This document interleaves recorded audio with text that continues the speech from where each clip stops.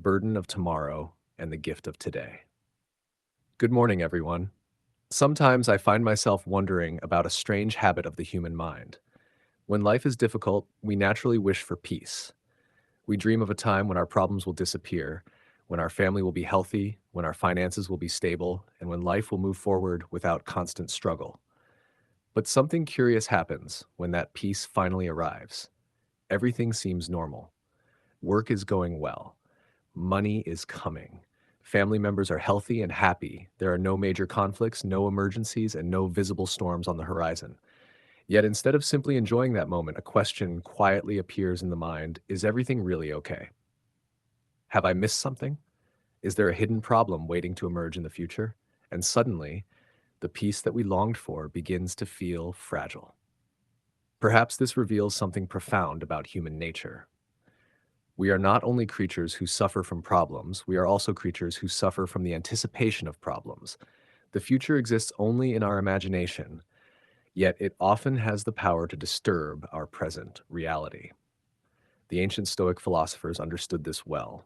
They observed that human beings are often troubled not by events themselves, but by their thoughts about those events. A storm that has not yet arrived can occupy our minds more completely than the sunshine that surrounds us today.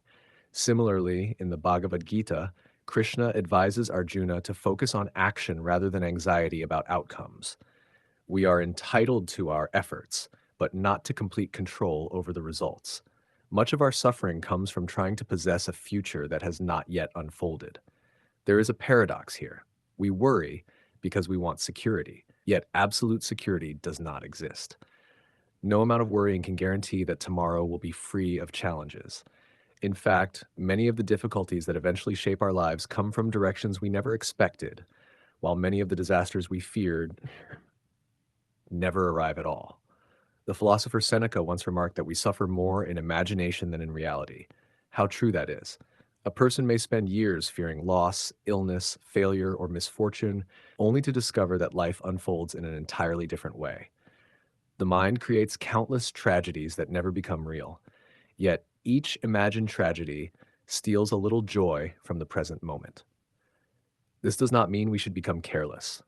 Wisdom requires preparation. We should save for the future, care for our health, support our families, and fulfill our responsibilities. But there's a difference between preparation and obsession. Preparation is an act of responsibility.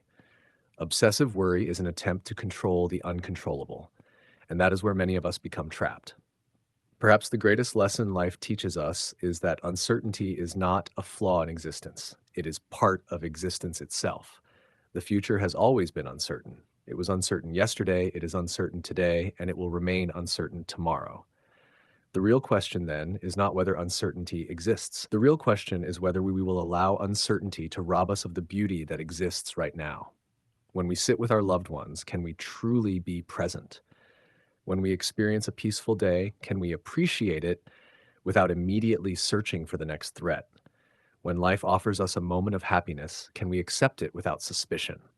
Perhaps wisdom lies in learning to do exactly that, to prepare for tomorrow without becoming imprisoned by it, to acknowledge uncertainty without surrendering to fear, to recognize that life is fragile, yet still embrace it with gratitude.